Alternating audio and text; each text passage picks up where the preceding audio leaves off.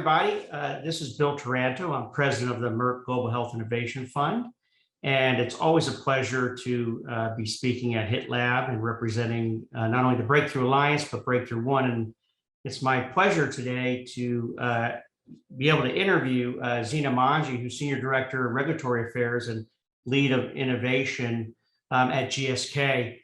We did have another participant, but unfortunately he could not make it. So it's just going to be me and Zina today, which I hope you'll enjoy the conversation. We got two pharma folks here that I think have lots to say on digital health. But first, let me welcome Zina. And Zina, could you introduce yourself to the audience and kind of tell them a little bit about what your role is and what you're doing at GSK right now? Yeah, absolutely. Thank you, Bill. Pleasure to join here as well. Always so inspired by HITLAB and all the events and everyone who participates. So I am Senior Director of Reg Affairs at GlaxoSmithKline, GSK in the Consumer Healthcare Division. And my background is as a pharmacist. I'm a PharmD and a master's in clinical pharmacy, and then have my career in regulatory affairs.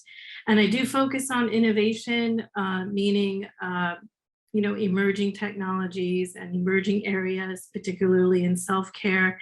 And I think as we see with digital health, you can really expand the definitions of what that means. So really all about kind of reducing the friction and getting direct to self-care and very broad ways to be able to do that now and really help individuals live well with their disease states and with their treatments. Great. So I had a chance back in January to speak to the HITLAB community on some trends that I was seeing in sort of digital health. And I wanted to mention a few of them to you. And then I want to kind of get your reaction, not only to those, but like, what are you seeing from your perspective at GSK? But, one of the ones I'm seeing is sort of we saw with the pandemic, the rise of telemedicine, but that was more on the acute side.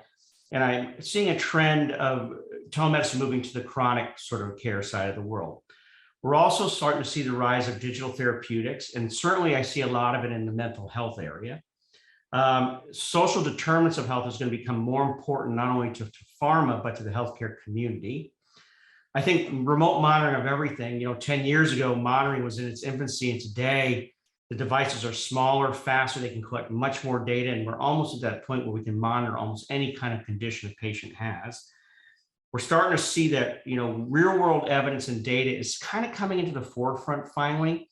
And the question for us is, how do we actually use that data? And then finally, I do think, and probably this is one of the areas that you're probably an expert on, is sort of that patient-centered delivery care models are starting to take center stage in the sense that the patient's becoming more active. We see a lot more companies starting in this space about, putting the patient first. And I see that trend happening. So that's kind of the 6 things that I saw as an investor, or what I thought was going to happen in 2022. So I wanted to get your perspective, Zina, on not only maybe those, but what are you seeing that I'm not seeing? Yeah, I think I agree generally with those trends. And also I spent my the height of it actually, joining Stan Kuchanowski and the Columbia Executive Education Program and Digital Health Series. And so that really gave me a lot more insight into the areas of digital health and being, aspects of adoption, and which, is can be a barrier and really depends on how you tackle it. So I think all of these areas that you mentioned are certainly top of mind. I think where, from my perspective, it's the challenge I see is how do you translate this into meaningful value for a sustainable business in a way that is easily usable by individuals, and that individual can be a patient, a consumer, a healthcare provider. How does it integrate with the overall healthcare system? So I think all these trends are certainly there. I think how they pull together to actually deliver the outcomes that are defined is really the key. And that is the challenge, defining what the outcomes are. Because when you can determine what are you actually developing for towards specific outcomes, you can then determine what do you need to measure and how are you going to measure it and what's the best ways to measure it. Is a remote patient monitoring the best way to measure it? Maybe it is. What is the quality of that remote patient monitoring? How is it going to be delivered and how is data shared?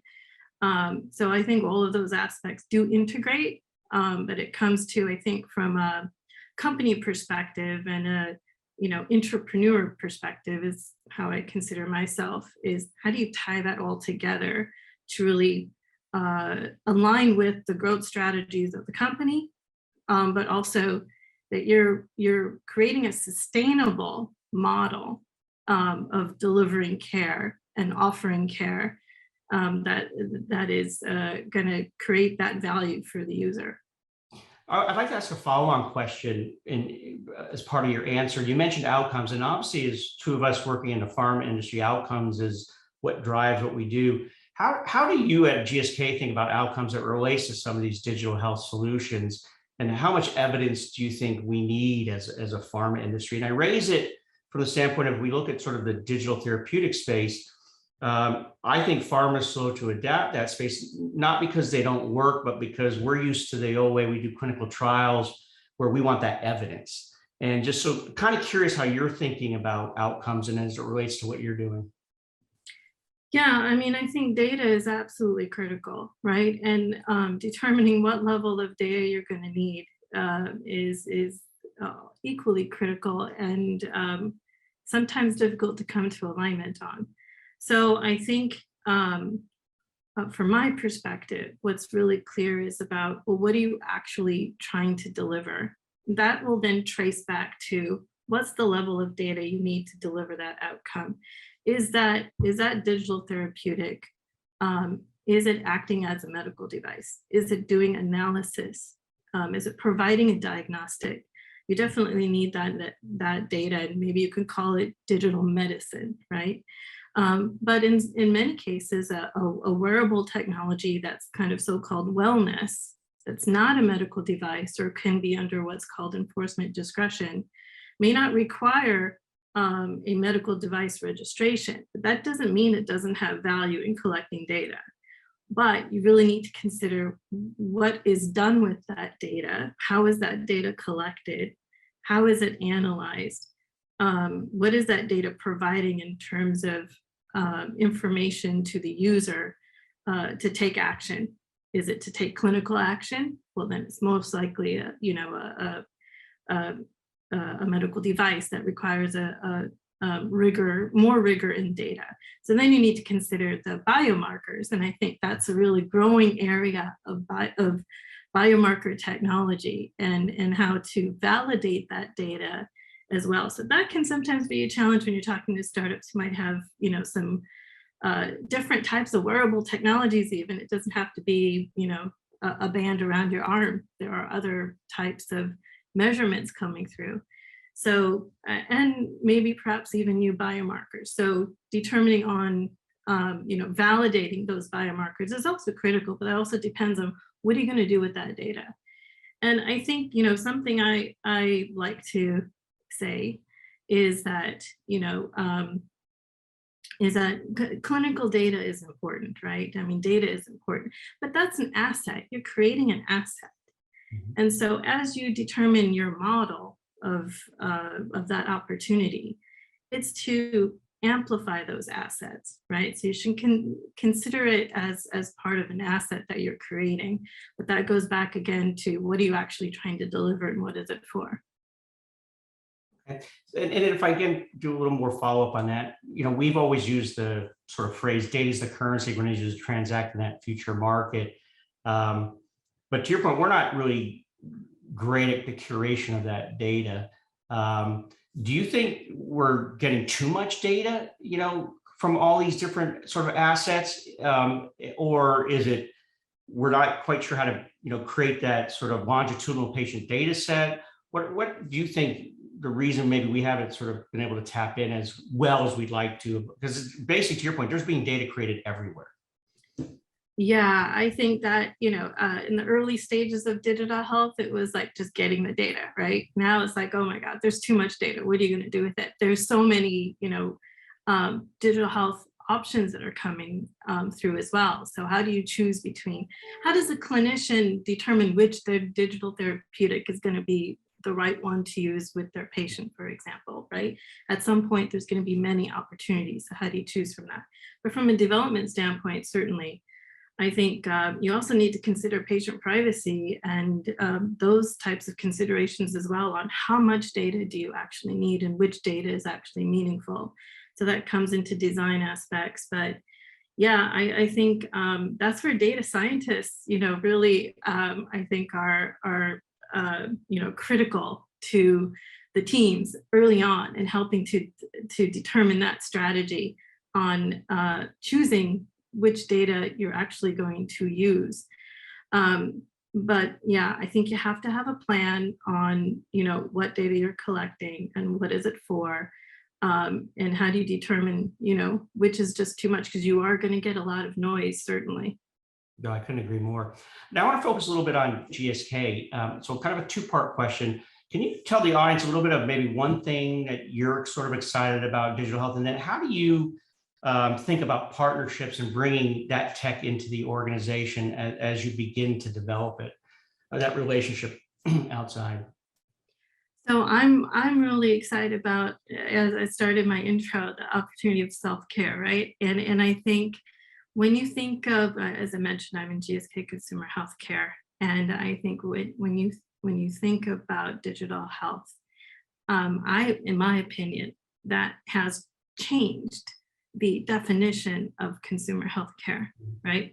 You're really looking at maybe redefining what self-care is in terms of what you're actually delivering. You've seen products out there in the early days of, cancer risk tests for determining, are you at risk for certain, cancers, depending on your genetic profile. Typically, you wouldn't have considered that to be a consumer healthcare OTC product, but it is. Certainly, again, with cardiac alerts on, is there a situation with a heart disease aspect that is critical to know. So I think with self-care, this is what I'm most excited about, and I think really where value in the healthcare system and the nirvana of creating value-based healthcare in the US. I think, digital health is absolutely can go that way. So it's early interception, early alerts, getting care early on, prevention. How are you intercepting in that progression of the disease state? Can you manage it earlier on? So you think about diabetes, you think about heart disease. I mean, so many ways that you can really deliver meaningful patient care. So if you lower it from the definition of OTC and prescription, you go consumer patient, that is completely blurred. And digital health has blurred that line. So I think that's what I'm most excited about in my career, but also the overall industry in healthcare and value-based healthcare is that opportunity to really help people live well. Okay, so I want to ask more of an industry question. So we're both pharma. What do you think, as it relates to digital health, is being led by pharma versus what parts of digital health are being led by others? I believe one of the areas we're leading is so that AI and drug discovery, because it's closer to home, but we're probably less maybe leading on the sort of the care coordination side of it, the back end of the care sort of component of it. But I do believe in certain parts of R&D, we're really pushing the envelope on digital health, but in other areas, I think pharma is lacking. And just like to get your sort of perspective on what you think we lead versus where others are leading on. Yeah, I think that it kind of ties into the earlier comments you made about, do you have too much data, right? I think this is a similar aspect of, well, do you develop everything in-house? I mean, that's not practical, right? So I think when you're considering a healthcare opportunity, what is the surround sound that's going to need to be in place to help to adopt that offering, but also in how it's going to integrate in the healthcare systems. How are providers going to use it? How does it integrate with insurance? So I do think that that's going to be more and more important in how what pharma delivers intercepts with the rest of, the delivery care models that are advancing. I think that's going to be an important part of it for sure. And I think you made the earlier point about partnerships. That's where, it's kind of like some people get personal advice. What's the best advice? Well, marry well. I think very similarly, choose the right partners. And, we've had earlier discussions on this. I think it's knowing what you're providing to that partnership, and having your, center of excellence be very clear, but also on who you're partnering with. I think another thing I see, and some startups have told me from, partnerships with other companies, is that something that's been quite, can be very frustrating is they're ready to go, but then they get slowed down by the bureaucracy or apparent bureaucracy of what they need to go through to even get started. And I think as pharma and bigger companies, we need to really be mindful of what's fit for purpose to actually help to amplify and accelerate that tool. And I think that's going to be important for partnerships. Otherwise, it does create a lot of discouragement. But I think more importantly, patients are missing out. So I think that really need to be, I think, have a very considered conversation upfront in partnerships on who's delivering what, who actually has the expertise in what, and deciding who's actually making the calls and who's going to manage which side of it. But ultimately, it's going to have to integrate and have those milestones. Another aspect, I think, is, when you're creating something new, and that might be new in the marketplace, there needs to be some time to kind of figure out, well, how do you build the business model? Maybe you have to test and learn a little bit and be agile in how you adapt it. You're kind of below the curve of that exponential inflection point till you get that inflection point, and then you can kind of accelerate, having proven a model and gotten to that value point. What I see sometimes is that gets cut too early. So we talk about fail fast. Sometimes it's fail too fast. Okay. I want to talk a little bit about geographies for a moment as well. The US being the biggest market might not also be the best market. And as we know, our industry, and healthcare, is probably the most complex industry that there is. And getting things to launch and scale is quite difficult. And I'd love to get your perspective just on your thoughts of different geographies, US maybe versus France or other areas where, do things get done faster outside the US? Sometimes they're less expensive. I've seen that. They don't necessarily scale quite broadly, but that doesn't mean it's a bad solution either. And so, really curious just from your experience, and obviously GSK being a multinational company, how do you think geography plays a role in for entrepreneurs and just the launching of digital health companies? Yeah, I think from a landscape perspective, very interesting things that are happening. The good news is that regulators are interested, right? Regulators are in there, and they need to create, have acknowledged that different regulatory pathways are required, and those regulatory pathways need to be more agile. And to be at pace with innovation. And you see different geographies responding to that. I think, Germany was right out there up front with their DIGA model, and France has come out recently, and a lot happening in the UK with the national health system. I think where in those countries where there is a national healthcare system, you're not fragmented as such as in the US. It's an interesting opportunity to kind of test and see the value of your technology or your offering within those models. I think the challenge comes into the standard of care. So when you're looking at applying globally, what's going to be the standard of care comparison that you're trying to build against or build on top of? It could be very different in different geographies. So I think where there are aspects of an area to test and kind of play in markets where there's maybe more harmonization in the healthcare system, and that certainly has some value.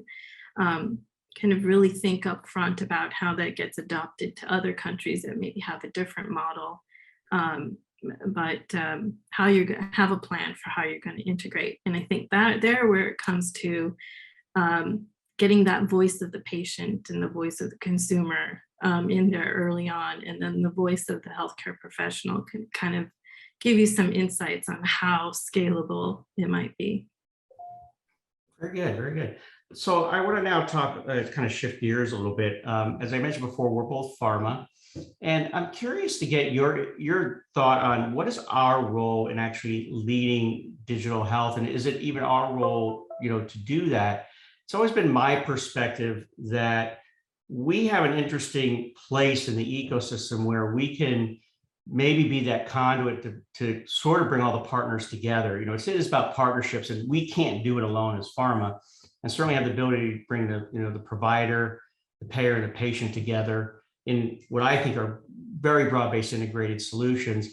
But on the flip side is people might say, well, that's not really pharma's role to lead that. And I'm curious, how do you see our role in the sort of evolution going forward of digital health? Yeah, that's an interesting question. I think both sides are needed if you're gonna, create sides here. I think what I've seen in the early days, what I was kind of seeing as the convergence of technologies, and I think that's how I like to think about it. It's the convergence, and plays to the partnership aspect. But I think um, pharma can't go at it alone anymore in my view, right? And I think technology companies, if they want to play in healthcare, it can't be meaningful enough if they're also going alone. But there's value in both areas of the industry. So I think you're going to see more kind of convergence and more integration. So I think certainly, stick to your wheelhouse is probably something that is hard to do sometimes, but I think that's important because if you really want to create something that's usable, that's important. But I do think it's gonna need convergence more and more. Okay. I want to talk now about digital health sort of as an industry. And we talk about sort of that phrase, the forever race, and what I see is a enormous amount of digital health companies starting in all different aspects of healthcare. And it's curious to know, like, how you think it will play out. Like, what are the metrics for success? Is this going to be a forever race forever, or will companies begin to distinguish themselves and be leaders in categories? Because we're not quite necessarily seeing that just yet, but I'm curious, you're just thinking on what's the end game here? Yeah, I think if I was to guess and put on a crystal ball, I do think that companies, wherever they are in the healthcare, industry, tech or pharma, or even biopharma, med tech, I think is really going to have to define where are they going to lead and play, and be up front. So, and I like to also think about, first doesn't always mean best. If you're looking at, disruptive innovation, some innovations can be easily disrupted, or it goes and, it's a learning opportunity. So I think it's going to be more of the race for value, the race for providing individualized precision quality care that is sustainable, and that can integrate with the growth strategies of the company, for whatever therapeutic area that they want to lead. And I think that is where companies may come out front. We're going to lead in this space, and digital health is a modality on how we're going to lead in this therapeutic area. Okay. So we have about 5 minutes left. So I want to kind of focus on the entrepreneur a minute. We have a lot of entrepreneurs in the audience, and so I'm going to ask 2 questions around the entrepreneur. The first is about how would an entrepreneur work with GSK in your department if they want to engage with you? So I think broadly with GSK, but even on the consumer healthcare side where I am, I think it's you know, there's so many ways to engage, to approach, and I think that's publicly noted. So I think with any company, it's reaching out. I think lots of times it has to do with the individual you're reaching out to in the company. So get to know individuals as well. But I think it's also going to be important on the company itself, but the individuals within the company that are out there in innovation and kind of have that type of role so that they can help to navigate within the company. So I think that's important on how to engage. You want to reach out to somebody who can help you navigate within the company and kind of instead of going into a black hole, because maybe that's just not their area, right? And I think it's fair. You may not receive a meaningful response or something helpful, but keep trying, because there's so many people. These companies are huge, and there's so many people, and everyone wants to strive to do more and do better for patients and consumers. So I think be persistent, you know, and also when discussing and coming forward, be as precise as possible in the value of what you want to bring forward and why you want to partner or why you're seeking an introduction. Okay. And my second entrepreneur question, and I'll have one last question to finish off, is again, we have a lot of entrepreneurs in the audience. You know, you've seen a lot of companies, you've seen a lot of good companies, a lot of companies that haven't done well. You know, what advice would you give an entrepreneur trying to get into digital health? If I could just stop you there just for a second, just hold that thought. Bill, I'm going to make you the host for this session because I've got to go over and start the breakthrough challenge, actually, which I think your next question is going to lead on to. So I'm going to make you host, Bill, and you can wrap up with Zina here, because I know they're two very last important points on HITLAB, but I'd like to hear just her advice for entrepreneurs. Yeah, sure. I think what I see, and I say the same internally, I think is if you're really passionate about the value that you're and the problem you're trying to solve, you've got a problem, you think you've got a solution, you need some precision in the solution or some partnership in the solution, you know, don't give up. There are many ways to approach something, and if you've identified a problem that needs to be solved, most likely, you know, it's something that is an unmet need, and it requires, you know, everyone would benefit for it coming forward. So I think if you believe in your solution and it's a critical problem that you feel that needs to be solved, just keep trying, reach out to different people, you know, keep bringing it forward, but also have an open mind on hearing the feedback. Maybe that feedback might sound critical, but actually maybe it might help you to improve the product, and keep that in mind when you're pitching to somebody else. You know, well, these guys said this, and I'm going to say up front how we've solved that. So if you've got that in mind, I've got a solution already for that. Okay, and last question, because I'm chairman of the Breakthrough Alliance, I always like to ask one HITLAB question, and just what is your involvement with HITLAB, and why is it important to you? So I've been involved with HITLAB probably about maybe a couple of years, I think, with in sessions and engaging with Stan Kochanowski and the team. I'm also now in the Breakthrough One program, and that's meaningful to me because just to our question, what should pharma do? I think pharma should really understand as individuals, what is digital health? What's the definition of digital health? And really understand the landscape and look at those entrepreneurs. So how do you figure that out? You got to engage. And I think this is the platform that is useful for engaging learning, understanding what the challenges are and how entrepreneurs are trying to bring something forward. And I think that's where the Breakthrough Alliance is really quite valuable. It's a easily approachable platform to get that insight and engage with the broader stakeholder and landscape. I think it really gives you a sense as someone in pharma on how do you improve, and how maybe you can help to amplify those solutions that are coming through the platform. Well, wonderful. Well, let me be the first to thank Zina for taking time out of her day to talk to me for this last half hour. It's been very insightful.